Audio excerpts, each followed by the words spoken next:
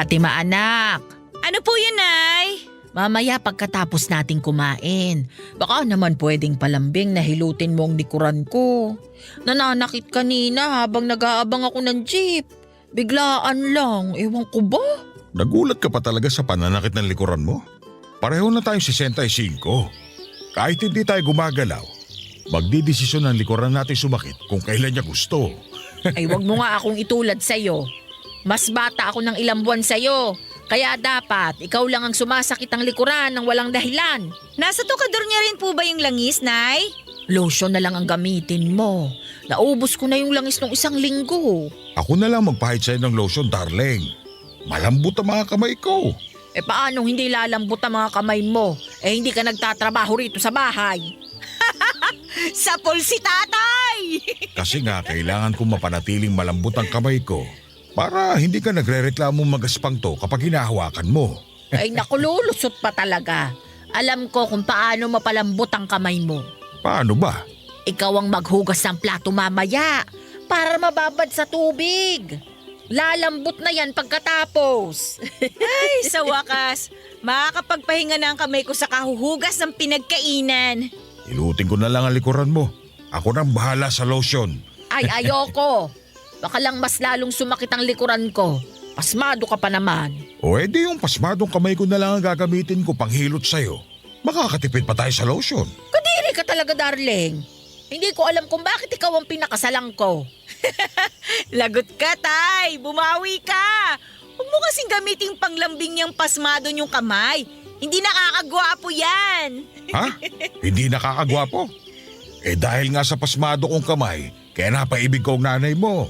Hindi ba, darling? Napaibig mo ako dahil ikaw lang tong may pinakamagandang tricycle sa lugar natin. Dahil nga sa hudas sa tricycle na yon, kaya ako pinasma. Pinasma ka dahil marami kang babaeng hinahatid sa tricycle nung binata ka pa lang. Ay hinahatid ko lang naman sila para makapagsayawan. Ikaw naman, pinagsisiloso mo pa rin ang mga yun. Si Lukring, lagi mong hinahatid kahit wala namang pasayaw na pupuntahan. Hindi ko naging tipo si Lukreng. Mawalan man tayo ng bigas ngayon. Huwag mong idamay na sumpain ng bigas. Mas importante yon kaysa sa pagiging babaero mo noon. Bumalik na naman tayo sa nakaraan. Nagiging historya na naman si nanay, oh. Nakabuo na naman po siya ng time machine dahil sa selos. Napakasilosa mo eh. Alam mo namang sa'yo lang ang puso ko. Pati na tong pasmadong kamay ko. Sinasabi mo lang yan. Pero palatandaan ang pasmadong kamay mo sa mga babaeng hinatid mo sa tricycle noon. Ano bang pwede kong gamot na inumin, Fatima? Para mawala na tong pasma ng kamay ko. Kahit mawalang pasman niyo, Tay, hindi pa rin mawawala ang selos ni nanay. May karapatan ako magselos, no? Darling! Kung hindi ka nang bababae, hindi ka naman sana papasmahin. Ay! Darling! Ayaw pahawat ni Tumawag. nanay, oh! Tumawag ka ng tulong, Fatima! Papadudot, bumagsak na lamang si tatay sa sahig at halos hindi na ako makagalaw noon kahit na ilang beses na akong sinigawan ni nanay para humingi ng tulong sa kapitbahay. Nang makabawi ako sa pagkakabigla ay napatakbo na ako palabas ng bahay para magpasaklolo sa mga kapitbahay. Mabilis naman silang rumesponde noon at binuhat si tatay para maisakay sa taxi. Mabilis lang din kaming nakarating sa ospital dahil hindi naman yon malayo sa amin. Hindi kami mapakali habang inaabangan namin na kausapin kami ng doktor sa kalagayan ni tatay. Hindi ko halos makausap noon ng matino si nanay dahil sa pag-iyak nito habang sinasabayan ng dasal sa kanyang munting rosaryo. Hindi ko siya magawang iwanan kahit naiihina ako noon dahil gusto kong makibalita sa kalagayan ni tatay. Makalipas marahil ang 2 oras kinausap na kami ng doktor. Nakita namin sa mukha niya ang mabigat na balita, Papa Dudut. Hindi halos makatingin si nanay sa mga mata ng doktor at doon na nga kinailangan ng ibalita ng doktor sa amin na may malubhang karamdaman si tatay at nagbigay pa ng taning sa kanyang buhay. Hindi nakaimik si nanay, Papa Dudut. Nagpalakad-lakad ito sa hallway ng ospital at parang nawawala na sa sarili niya. Ako na lang ang kinausap ng doktor patungkol sa mga dapat gawin para sa kalagayan ni tatay. Nakinig ako mabuti kahit punong-puno ng lungkot at takot ang puso ko. Pagkatapos noon ay sinabihan kami na mananatili si tatay ng 3 araw sa ospital para sa iba pang mga check-up. Sa ospital na rin kami nanatili ni nanay para madali kaming masabihan ng mga doktor sa kailangan para kay tatay. Makalipas ang 3 araw ay pinauwi na kami.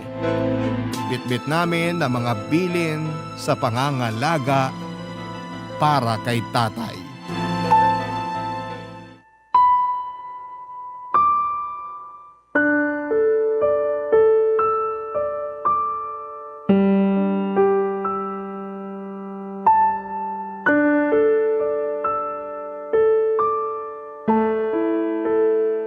O tay, dahan-dahan lang po sa paglalakad. Kaya ko naman maglakad, anak. Wala naman ako sakit sa buto. Nagawa mo pa talagang magbiro. Kung hindi ko idadaan sa biro, pati ako malulungkot. Malungkot naman talaga ang nangyari sa'yo. Pero hindi ibig sabihin ay magbababad na ako sa lungkot. Marami pa naman akong araw na natitira kasama ninyo. Kung matigas ang ulo mo, babawasan niya ng Diyos. Ganyan. Magbiro ka nga, darling. Para mabawas-bawasan naman ang pag-aalala mo. Hindi mo matatanggal ang pag-aalala ko sa'yo. Huwag po kayong ma-stress pareho, please. Paano bang hindi masistress alam na natin ang kalagayan ng tatay mo? Nay. Mabuting at nalaman natin. Ibig sabihin lang, binigyan tayo ng Diyos ng pagkakataon para bumawi. At gamitin ang tamang natitirang oras ko sa mundo. Hindi na natin sasayangin pa ang oras. Tama po kayo. Hindi tayo magsasayang ng oras. Kaya sa lalong madaling panahon, kailangan sipagin tayo sa pagpapagamot sa inyo, tay. Lahat ng ipapagawa ng doktor, susundin natin. Lahat ng gamot, bibili natin. Kung kailangan manatili sa ospital, gagawin natin. Ihahanda ko na lagi ang bag para sa mga damit mo. Kung sakaling kailangan nating mag-apura sa biglaang pagpunta mo ulit sa ospital. Mabuti ng handa. Bibili ako ng bagong unan mo bukas para magamit mo sa ospital. Pinaghahandaan niyo ang sakit ko. Bakit hindi niyo na lang paghandaan kung paano pa ako mapapasaya habang nandito ako sa mundo? Kapag magaling na po kayo, paghahandaan naman natin ang magpapasaya sa inyo. Konting tiis lang po, tay. Makakapasyal at magagawa nyo ng muli lahat ng gusto nyong gawin. Sasamahan pa namin kayo ni nanay kung gusto nyo magsabong ulit. Tama si Fatima. Magpagaling ka ngayon. Sa susunod ka na magpakasaya. Gusto kong magpakasaya ngayon at sa mga dulo ng araw ng buhay ko. Yun lang ang gusto kong gawin. Hindi naman pwede yan. Kailangan nating mapahaba ang buhay nyo, tay. Para mahaba rin ang panahon na makapagplano ng magpapasaya sa inyo. Kayong dalawa talaga. Kung ano-ano naiisip. Bakit hindi nyo hayaan kung ano mangyayari ngayon? Parang ang gusto mong gawin hayaan na lang namin na kumalat ang sakit sa buong katawan mo. Sa tingin mo ba ay madali mo kaming mapapapayag dyan sa gusto mo? Na-enjoy ko na ang mundo. Masaya na akong umabot sa ganitong edad. Hindi ka susuko sa buhay. Lalaban ka para sa amin ng anak mo. Gusto ka pa naming makasama. Ayaw mo na ba kaming makasama? Ano bang ayaw kayong makasama? Yun lang ang nagpapalakas sa akin. Ang malamang makakasama ko pa kayo. Kaya nga magpalakas at magpagaling kayo, tay. Magpapa-hospital at magpapagamot kayo. Kung gusto niyo makasama pa kami ni nanay, ha? Ayoko magpa-hospital. Mauubos lang ang oras ko riyan. Gamitin na lang natin sa mga bagay na magpapasaya sa akin. Tulad po ng… Pagsama niyo sa akin sa pagkakape sa umaga sa bakuran. Sasamahan niyo ako magdilig ng mga halaman. Magagawa natin yan habang nagpapa-ospital ka. Manghihina lang ako lalo sa ospital. Ginawa po ang ospital para palakasin kayo. At ginawa ko ang bahay na to para maging masaya ako. Ito ang pinipili ko.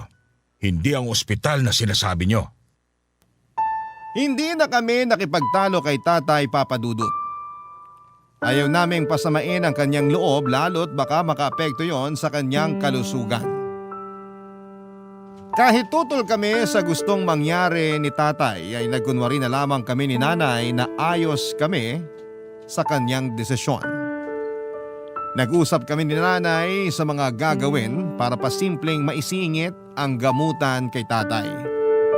Nahirapan kami sa pagpapapayag sa kanya na magpa-ospital, pero sinubukan namin. Kilala namin si tatay, may katigasan ang ulo nito. Kaya pagbibigyan muna namin siya hanggat hindi pa nagsisink in sa kanya ang kahalagahan na mapagamot siya. Naglambing siya sa amin na manood ng paborito niyang lumang pelikula. Nasa sala kami noon at inaasikaso ang lahat ng kailangan niya. Pinakiusapan niya kaming umupo na lamang at samahan siyang manood ng pelikula. Naglambing din si tatay na kung pwede namin siyang ipagtimpla ng kape at ipaglagay ng biskwit sa mangkok na papapakin niya. Agad namang kaming sumunod, Papa Dudut. Hindi ko trip ang pelikulang pinapanood namin dahil may kalumaan na ito. Pero nanood ako. Kahit si nanay na alam kong hindi rin mapakali ay napapirme sa pinapanood na pelikula. Iyon marahil ang nakita niyang takas para makalimutan pansamantala ang kalagayan ni tatay. Si tatay naman habang pinagmamasdan ko ay parang walang bakas ng takot o pag-aalala sa kanyang estado. Panay pa ang tawa niya at kwento sa amin nung unang beses niyang napanood sa sinihan ang pinikulang pinapanood namin. Naiiyak na lamang ako habang pinakikinggan ang mga tawa at boses niya, Papa Dudut. Parang minememorya ko na yon kung sakaling balang araw ay hindi ko na yon pwedeng mapakinggan pa.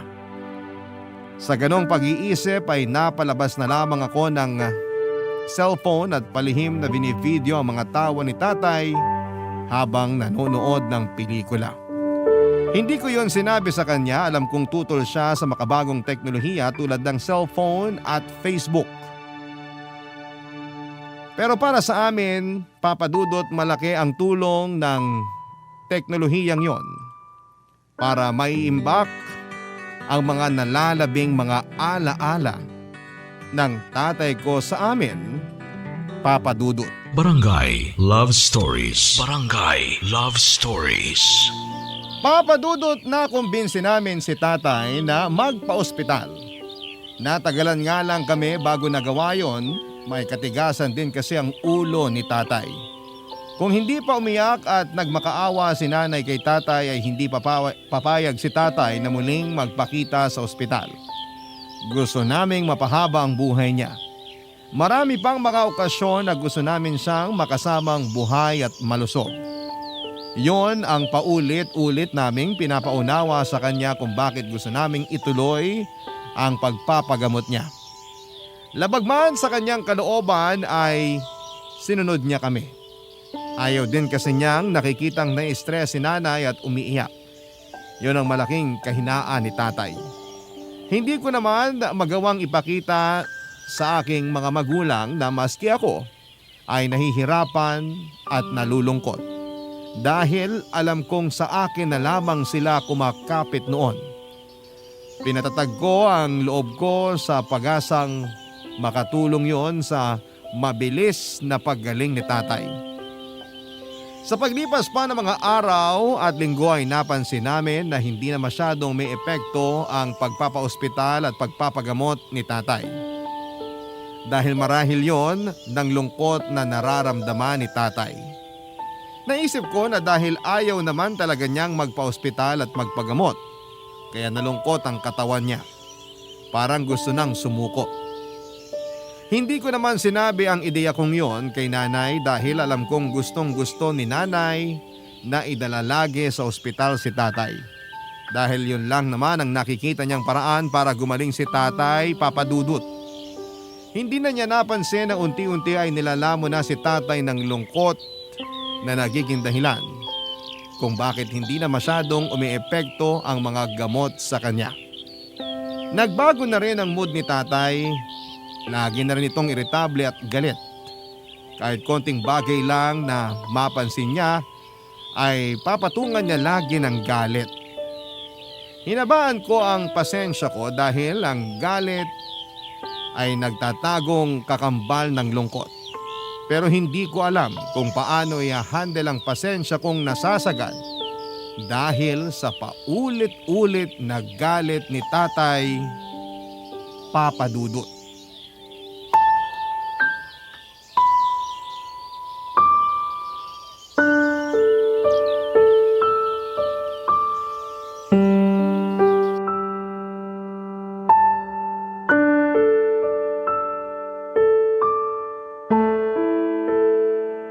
Oh, hindi mo na naman ginalawang pagkain mo, darling. Pang ilang beses na ito. Busog nga ako eh. Paano kang busog? Sabi ni Fatima, kahit ang pananghalian mo, hindi mo kinain. Iniinom mo na lang agad ang gamot mo. Hindi ba yun naman ang gusto nyo? Uminom ako lagi ng gamot. Gamot, gamot, gamot. Sinunod ko naman. Pero Tay, kailangan kasi may laman ng tiyan nyo para hindi humapdi yung sikmura nyo. Para rin umepekto ng mabilis yung gamot. At kailangan mong magpalakas. Pagkain ang tutulong sa'yo para maging malakas. Kumain ka na, darling. Ang dami nyo gusto ipagawa sa akin. Magpalit na lang kaya tayo ng katawan. Kung pwede lang ay ginawa ko na. Alam mo namang mas nahihirapan ako kapag nakikita kang hindi maayos at malusog. Ano magagawa ko? Binigyan ako ng sakit. Hindi ako maayos. Tanggapin na lang natin yon. Ayokong tanggapin na lang kasi gusto kong bumalik ka sa dati. Wala nang babalik sa dati. Ganito na ako. Tay, huwag naman po sanang mawalan ng pag-asa. Andito kami ni Nanay, tinutulungan ka. Nagpapakatotoo lang ako sa kalagayan ko. Alam naming mahirap ang kalagayan mo. At mas lalo nyo pa pinahihirapan dahil sa mga pinipilit nyo sa akin. Masama bang ipilit sa'yo na magpagaling ka? Masama na pinipilit nyo akong magpa-hospital at magpagamot. Eh hindi naman yun ang gusto ko. Ang sabi mo, gusto mo pang makasama kami ng matagal. Pero hindi ako tatagal kung labas-masok ako sa ospital. Tay, kung susundin natin ang sinasabi ng doktor, gagaling po kayo. Kung susundin nyo ang hiling ko, alam ko kung paano pagalingin ang sarili ko. Sige nga, sabihin mo sa amin ng anak mo kung paano ka magpapagaling nang hindi nagpapatulong sa doktor. Sabihin mo. Hayaan nyo akong mabuhay ng normal, tulad ng dati.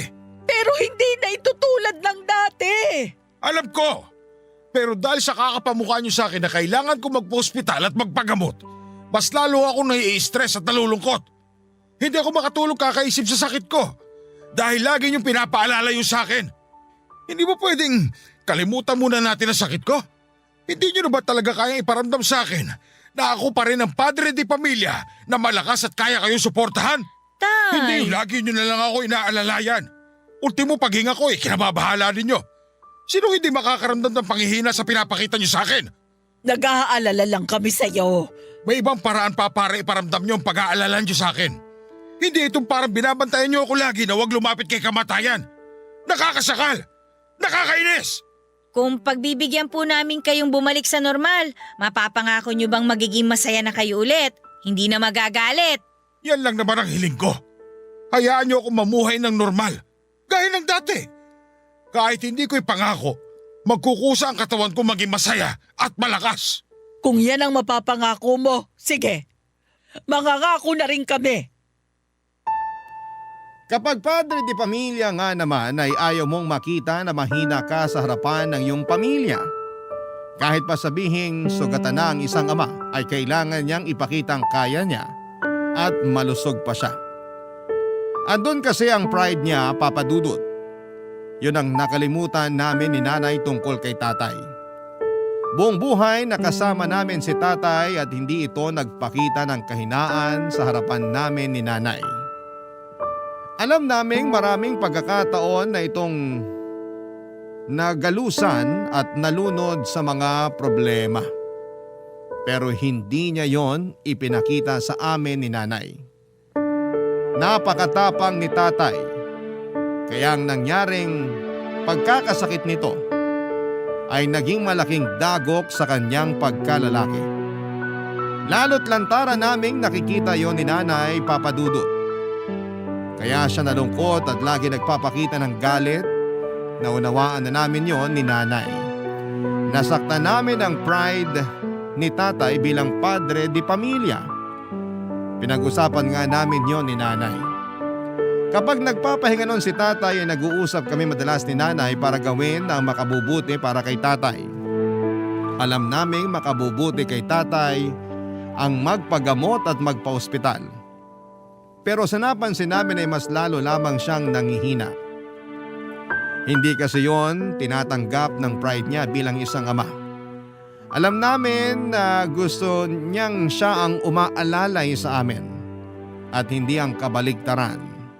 Gustuhin man naming ipaunawa sa kanya na walang kaso sa amin kung kami ang mag-alaga at titindig para sa kanya, pero gusto rin naming alagaan ang pride niya bilang isang padre di pamilya. Sa ganung paraan ay naiisip namin na mas makakayanan niya ang bigat ng dinadala ng kalusugan niya. Mas manunumbalik ang lakas at saya niya.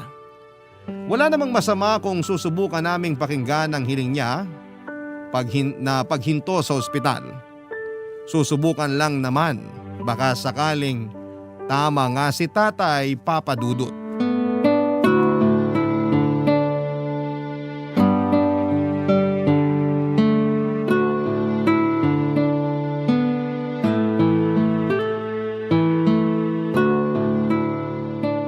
Tay, Ano yun?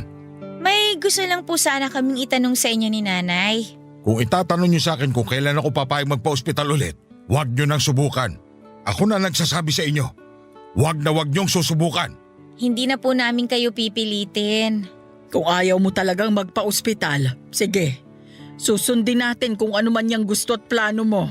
Pero hiling namin na sana kumain pa rin kayo ng maayos, matulog ng sapat, at saka bibili kami ng mga prutas at gulay para sa inyo. Ayos sa akin yan. Mas gusto ko magpalakas kung ganyan lang ipapagawa niyo sa akin. At sana, huwag mong tanggihan ng vitamins mo. Sige, payag ako. Gusto naming malaman ni Nanay kung ano po bang plano nyo ngayon na hindi na kayo magpapa-ospital. Hindi niyo ba ako papagalitan? Bakit naman po kami magagalit? Dahil baka hindi tayo tugma ng mga gusto mangyari para sa sarili ko. Katawan mo yan. Ikaw ang nakakaalam kung ano ang kailangan mo. Pasensya ka na kung pinipilit ka namin sa mga ayaw mong gawin. Wala nang kaso yon. Alam kong gusto niyo lang naman akong gumaling. Mabalik tayo sa mga plano mo. Ano ba talagang gusto mong mangyari, darling? Darling, gusto ko lang naman mamuhay tulad ng dati. Hindi ba talaga pwedeng magkunwari na malusog ako? Na mahaba pa ang buhay ko? Subukan natin magpanggap para hindi maalala ng katawan ko na may pinagdadaanan nito. Sige. Meron pa po ba kayong gustong gawin o ipagawa sa amin ni Nanay? Meron. Gusto ko ng isang buwang Pasko. Matagal pa naman ang Disyembre. Mapaghahandaan pa natin yan. Malilinis ko pa lahat ng mga dekorasyon natin sa Pasko. Huwag na natin hintayin ng Disyembre dahil malayo pa yun. Ano po ang balak niyong gawin? Gusto ko mag-celebrate tayo ng maagang Pasko. Ngayon din. Ngayon na? Tutulungan kita, darling, sa paglilinis sa mga dekorasyon pang Pasko. Pati na pagsabit ng parol at Christmas lights. Pati anak, gusto ko maghanap ka ng mga pelikulang pampasko na papanoorin natin sa gabi. Pakihanap mo na rin ng mga lumang CD ko ng mga Christmas song.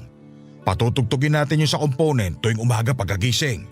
Sasabayan natin ng mainit na kapeng barako o batirol. Mukhang matagal mo nang naplano ito ah. Nung nalaman kong may taning na ang buhay ko, ito kagad ang rumihistro sa utak ko. Isang buwang Pasko. Maagang Pasko. Ano, mapagbibigyan niyo ba ako? Oo naman po, Tay. Mukhang pati kami magiging masaya niyan. Nai-imagine ko na yung mainit na baterol sa umaga na sumasabay sa Christmas songs. Magugulat ang mga kapitbahay natin. Baka nga makisalo pa sila sa atin eh. May nagbebenta na kaya ng keso de bola? Ayos na sa akin kahit anong keso. Ipapares ko sa mainit na monay at batirol. Hanap din ako ng hamon de bola mamaya. Sana makabili para mas malasahan pa natin ang Pasko. Nagustuhan ko tong plano mo, darling. Nararamdaman na ng katawan kong Pasko. Dapat magpalitan din tayo ng regalo, ah. May naihanda na ako regalo para sa inyo. Itinago ko sa ilalim ng kama. Oh, huwag niyong titignan ha? Papa Dudut, nakita ko kung gaano kasaya si tatay ng mga oras na yon. Tila nawala ang pangangayayat at pamumutlaan niya. Sumigla ulit siya habang iniisa-isa ang mga plano niyang mangyari sa maaga naming Pasko. Yun lang pala ang makapagbabalik ng saya sa kanya, Papa Dudut.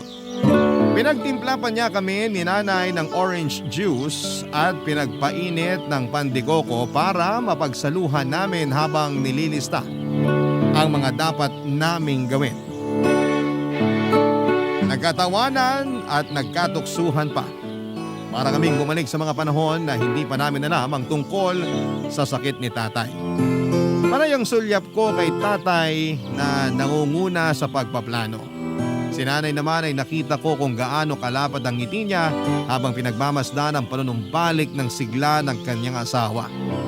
Masaya ako dahil masayang muli ang mga magulang ko. Pasko ng paboritong okasyon ni tatay. Naalala ko na bata pa lamang ako ay siya na mismo ang umaasikaso lahat para sa Pasko. September pa lamang ay nagsasabit na ito ng parol sa labas ng bahay.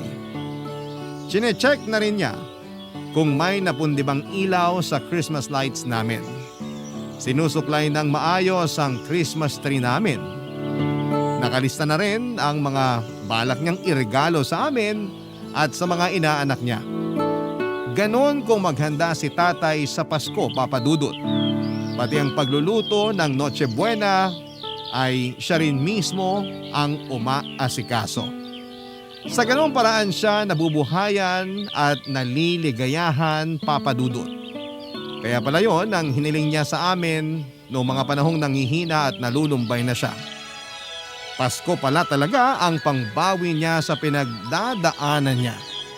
Kaya wala kaming pag-atubaling ibinigay sa kanya ang maagang Pasko na gusto ni tatay, Papa Dudut. Barangay Love Stories. Barangay Love Stories.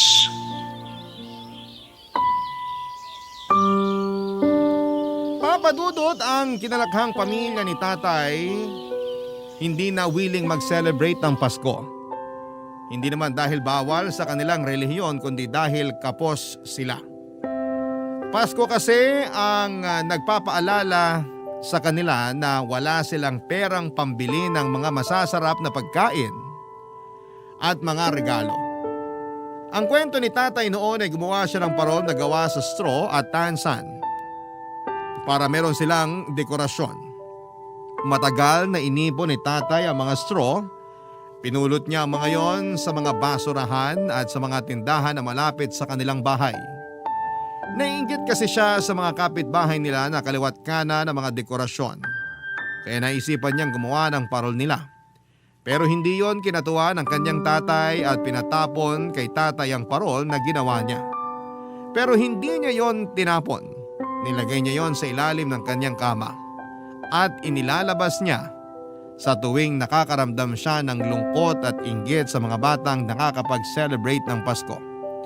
Kaya naman noong nakawala na si tatay sa kahirapan ay sinigurado niyang matitikman niya lagi ang saya ng Pasko. Yun din ang pinaranas niya sa amin ni nanay. Hindi siya nagkulang sa amin pagdating sa pag-aasikaso sa Pasko. Gusto niyang maibigay sa amin ang masayang Pasko na hindi na ibigay sa kanya ng mga magulang niya. Lagi yung sinasabi ni tatay sa amin ni nanay, Papa Dudut. Hindi naman ako nanawang pakinggan yon.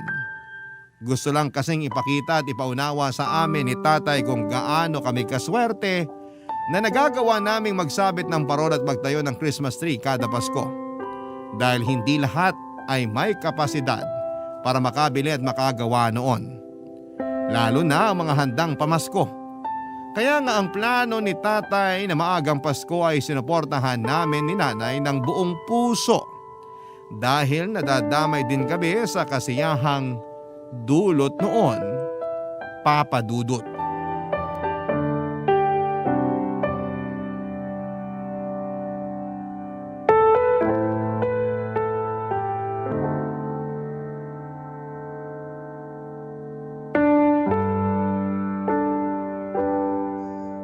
Huwag niyo masyadong gagalawin ang Christmas tree natin, ha? Nawawala na ng balanse. Ayusin ko kapag dumaan ako sa hardware. Na-check mo na ba kung gumagana pa rin ang Christmas lights natin? May ilang napundi pero hindi naman pansinin. Pwede pa tayong bumili mamaya. Gusto mo bang sumama? Gusto ko kasi maglagay sa kwarto natin. Sige, kailangan ko ding dumaan sa grocery store para bumili ng handa natin. May pang spaghetti naman tayo mamaya, hindi ba? Kahit yun lang muna ang handa natin ngayong araw. Hindi ako mapakali kapag walang queso de bola. Alam mo namang yun ang paborito ko. Order na lang ako online para hindi ka na mahirapan sa paghahanap. Ay nako, baka matagalan pa yan bago dumating. Gusto ko nang makatikim mamaya. Yun ang papapaking ko habang nanonood tayo ng pelikulang Pampasko. Sabihan niyo lang ako kung wala kayong mahanap mamaya para maka-order ako online. Ayaw mo bang sumama sa amin ng nanay mo na lumabas? Magda-download pa po kasi ako ng mga kanta at pelikulang pang Pasko para marami tayong mapanood sa buong buwan. Mabuti yan. Pwede bang ikaw na rin maganda ng baterol at monay mamaya? Gusto kong ipares ang hamon de bola sa nilagang kamote na may kahalong keso. Natakam ako bigla sa mga plano mo, darling. Huwag niyo naman ako masyadong gutumin. Magpaplansya pa ako ng mga isusot nating terno eh. Ay oo nga pala. Meron pa sa dulong cabinet namin ng tatay mo yung mga terno nating pantulog na Pampasko. Ilabas mo na rin mamaya. Idamay mo na rin sa paplansyahin mo ha. Para mawala yung amoy ng mothballs. Na-excite na ako sa maagang Pasko natin. Lalo na ako. Sana napalakas ka ng maagang Pasko natin, darling. Mukha bang hindi? Tingnan mo nga't mula nung pumayag kayong i-celebrate natin ng maaga ang Pasko, parang lumakas na ang pangangatawan ko. Napansin mo ba, darling, na mahimbing na ang tulog ko? Napansin ko nga, para kang sanggol kung matulog. Kung may naiisip pa po kayo tay na gusto nyong gawin para sa maagang Pasko natin, sabihan nyo lang kami ni nanay ha. Gusto ko sanang papuntahin dito ang mga inaanak ko sa susunod. Maglalagay ako ng malulutong na 20 pesos sa ampaw at yun ang regalo ko sa kanila. Pero tay, dalagat binata ng mga inaanak nyo. Yung iba nga may sarili ng pamilya eh. At saka wala na halos papel na 20 pesos ngayon. Puro na barya. Maghahanap ako. Tradisyon natin mga Pinoy ang mamigay ng malulutong na 20 pesos sa mga inaanak. Itutuloy ko yun. Naku, gustong ituloy ni tatay ang pagiging kuripot na ninong. Teka, at parang nangihina ako sa panlalait mo, anak. Nanghina bigla ang katawan ko. Bumagsak bigla ang kalusugan ko. Hayaan nyo tay, o-orderan ko kayo online ng dextrose na pampagalante. Huwag mo nang asarin ang tatay mo. Pag yan nagtampo, baka biglang magpa-ospital. Sige ka, mapopospo ng maagang Pasko natin. Niyakap ni tatay si nanay sa huling biro nito. Napangiti ako habang nakatingin sa kanila. Nanumbalik na rin ang sigla ng relasyon nila, Papa Dudut. Nagkaroon talaga ng problema sa relasyon nila mula noong nalaman namin ang tungkol sa karamdaman ni tatay. Lalo na nung pinipilit na ni nanay ang mga gamot kay tatay. Madalas silang nagkakatampuhan ng dahil doon. Pero noong pinagbigyan ni nanay si tatay na huwag nang magpa-ospital ay doon na nagsimulang bumalik ang lahat. Bumalik ang giliw nila sa isa't isa, Papa Dudut. Madalas ko na silang nahuhuling naglalambingan sa tuwing nanonood kami ng mga pelikula na nakikita ko ang mga panakaw na halik ni tatay sa noo at pisngi ni nanay. Hindi nawala ang pagmamahalan nila. Nagtago lang noong mga panahong mas inuna nilang ipakita ang galit at lungkot nila. Masaya akong hindi na nagtagong muli ang pagmamahalan nila. Dahil gustong gusto kong nahuhuli yon sa paligid nila. Nagpatuloy ang selebrasyon namin ng maagang Pasko, Papa Dudut. Sinunod namin ang gusto ni tatay na maglaan ng isang araw para sa mga inaanak niya. Alam ng mga inaanak niya at mga kamag-anak namin ang tungkol sa karamdaman ni tatay. Nakwento na rin namin ang dahilan ng maagang Pasko namin. Buo naman ang ipinakita nilang suporta. Natuwa ako na kumpleto ang mga inaanak ni tatay na dumalaw sa amin. Magiliw nilang tinanggap ang malutong na 20 pesos na nakasilid sa angpaw. Sumayaw at nagkantahan pa ang mga ito bago iabot sa kanila ang angpaw. Dahil yon ang nakasanayan ng mga inaanak ni tatay sa tuwing dumadaan sila sa bahay noon para kunin ang kanilang aginaldo. Marami pa kaming ibang ginawang selebrasyon para sa aming maagang Pasko, Papa Dudut. Isa na doon ang pagbibigay ng regalo. Pagkatapos naming kumain ng hamon de bola, nilagang kamote na may keso at fruit salad ay nagsama-sama kaming pamilya sa harapan ng Christmas tree para iabot ang mga regalo namin sa bawat isa. Papa Dudut.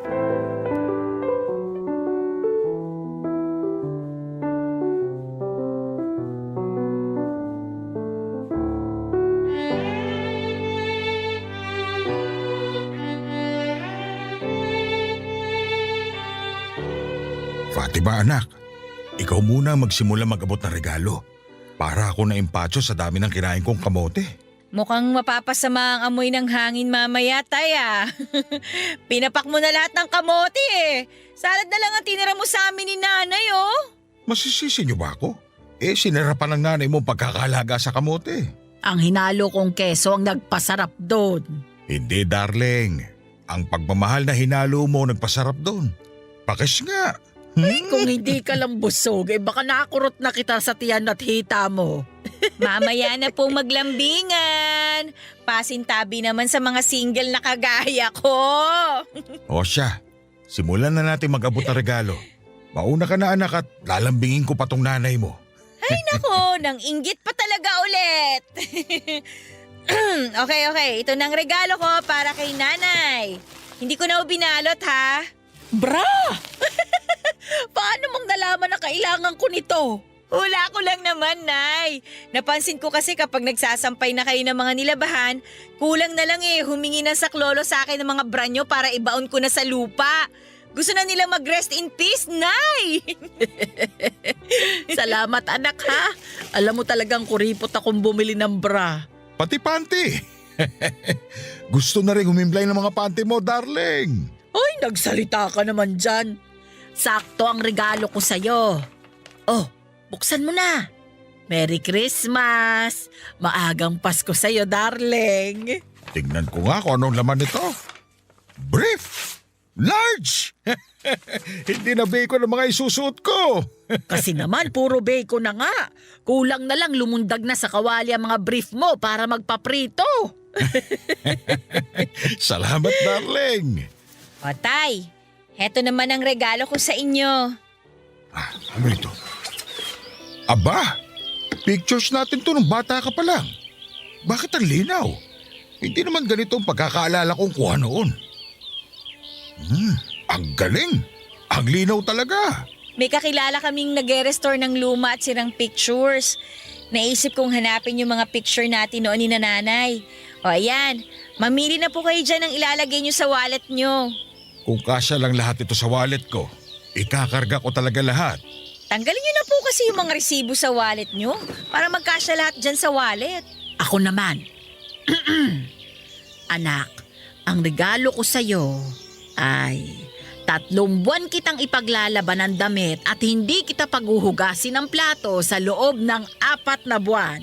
Pirmahan mo na tong kontratang ginawa ko para maisakatuparan na natin. Wow, Nay! Mas kuripot ka pa pala kaysa kay Tatay! Ay, ayaw mo pa? Pwede kong bawiin. Marami kang huhugasan mamaya. Nakita mo naman ang lababo natin. Joke lang! Thank you, Nay! Tatagal na rin sa wakas ang nail polish ko. Kikinis pa ang kamay ko. Ako naman. Ito ang para sa'yo, darling. Ano ba ito? Oh, lipstick! Napapansin ko kasi na lagi ka napapangiti kapag nagpapahid ka ng lipstick sa harapan ng salamin. Mas lumiliwanag ang mukha mo. Natutuwa ako. Kaya habang nandito pa ako sa mundo, ako ang supplier ng lipstick mo. Merry Christmas. Maagang Pasko, darling ko. Merry Christmas! Maagang Pasko sa'yo, darling ko. Salamat sa pagpapangiti mo sa akin. At syempre, hindi naman kita pwedeng kalimutan, anak. Para sa paborito kong anak. Ako lang naman kasi ang anak niyo, Tay eh. Ito ang regalo ko sa'yo. Teka, Tay, ito yung paborito niyong relo ah. Binibigyan niyo na po sa akin to? Hindi na rin kasi kaya ng kamay ko na magsuot ng relo. Alam mo na, mahina na talaga ang katawan ng tatay mo. Pero ang totoong dahilan kung bakit ko gustong ibigay sa iyo ang relo na yan ay dahil ayokong kaligtaan mo ang oras na meron ka sa mundo. Isuot mo yan palagi para may paalala sa iyo na huwag magsasayang ng oras, lalo sa mga bagay at tao na nagpapasaya sa iyo. Merry Christmas. Maagang Pasko, Fatima. Merry Christmas! Maagang Pasko sa inyo, Tay.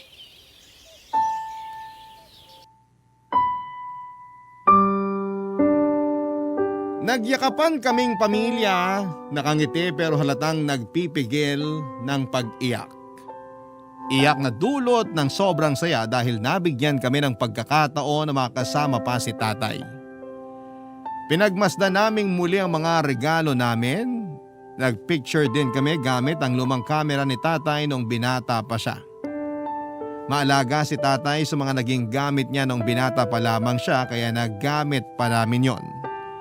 Pinagpatuloy namin ang selebrasyon ng maagang Pasko. Nag-videoke kami ng mga kantang pamasko at nung mapagod kumanta ay hinayaan na lang namin ang radyo ang magpatugtog ng mga malalamyos na awiting pamasko. Masayang masaya kami at hindi ko makakalimutan ang selebrasyong yon. Pakiramdam namin ay nagkaroon kami ng panibagong buhay at panibagong pag-asa para kay tatay. Sa ngayon, may paminsang-minsang atake si tatay na ng karamdaman niya. Hindi naman namin pinaparamdam kay tatay na nababahala kami. Natuto na kami. Gusto naming maging matatag sa harapan niya tulad ng ginagawa niya sa amin mula simula. Kailangan kami ng padre de pamilya namin at hindi kami aalis. Hindi namin ipaparamdam sa kanya na mahina siya. Tanging pagmamahal at suporta lang ang mararamdaman niya. Kung ano man ang maging plano ng Diyos para sa aming ama ay hindi namin yon kinokontra. Natuto na kasi kaming pamilya na pahalagahan ang bawat segundo na meron kami sa mundo. Nangongolekta na kami ng alaala at hindi pagkabahala. Dahil alam naman naming lahat, tayo ay mamamaalam din sa mundo. Pero sisiguraduhin naming masusulit namin ang bawat minuto na buo kaming pamilya at masayang magsasama-sama kahit na hindi Pasko. Maraming salamat po sa pagbabahagi ng kwento ng katatagan ng tatay ko sa inyong number 1 radio station, Barangay LS 97.1. Muli maraming salamat and Merry Maagang Pasko sa inyong lahat. Ang inyo pong kapuso at kabarangay forever, Fatima. Nagustuhan ng iyong napakinggan? Ituloy yan via live stream sa www.gmanetwork.com/radio. Barangay LS 97.1 Forever.